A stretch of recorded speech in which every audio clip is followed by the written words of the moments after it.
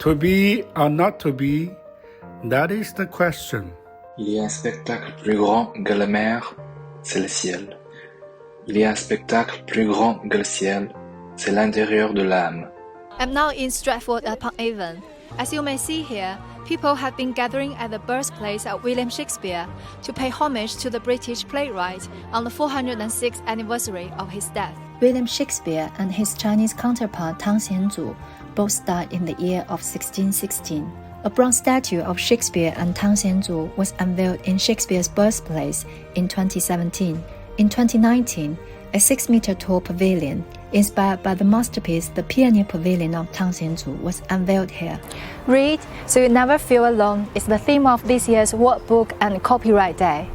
Let's follow the lens of Xinhua reporters to explore their footprints. I'm now in Barcelona of Spain, and people are celebrating the St. George Day here. St. George's Day, which falls on April the 23rd, usually sees the streets of Barcelona filled with parades of people exchanging books and flowers with their loved ones. It is on this date in 1616 that Cervantes, Shakespeare both died.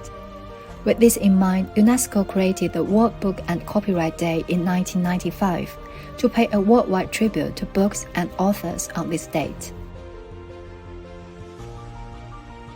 I had a farm in Africa at the foot of the Ngong Hills, a famous line from the book Out of Africa, written by Danish author Karen Blixen. Here I am is the Karen Blixen Museum. A place was once the centerpiece of the farm owned by Karen and her husband. The book Out of Africa has a very inspiring story about our life in Africa, and it is a motivation to upcoming authors. When people read this book, it motivates them.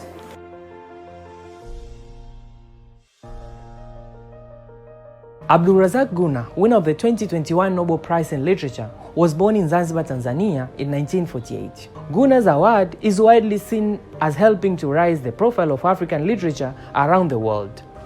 From what Abdulrazak showed, I would say the future is promising. We have been reading the books from the Western, so from now we'll be able to see what we have in our community, in our land, in our Africa land at large. Lübeck, a northern German city that is deeply related to two Nobel laureates in literature. One of them is Günter Grass, who was awarded the Nobel Prize in Literature 1999. Günter Grass was born on October 16, 1927. Known to the world for his work, The Tin Drum, Grass became one of Germany's most significant post-war writers. He wrote about climate change. He wrote about refugees, about what is wrong with the world and how we can make it better. And this still applies to this day. Mr. Grass moved to Lübeck not just because the city has the similar atmosphere to his hometown, but also for the fact that this is where another great writer, Thomas Mann, was born. Buddenbrooks is my really favorite novel of him, and I'm still amazed how this young man could know so much about the world, about himself, and knew something that still affects us today. Almost all the Italian literature is based on what Dante thought of, or like what Dante made.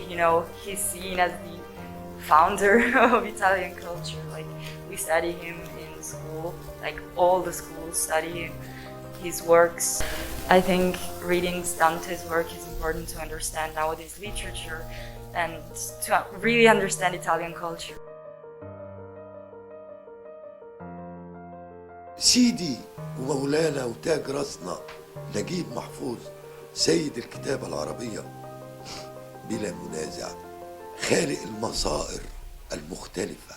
نجيب محفوظ رسول من قبل الرسل لوضع الحياة المصرية والبني آدمين المصريين تحت الضوء. الصين مقدمة كاتب عبقري لشيون ده.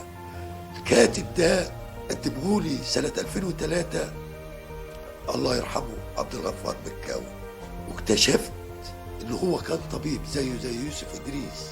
وطبعا أشجع تلاقي الثقافي بين حضارتين كبيرين جدا.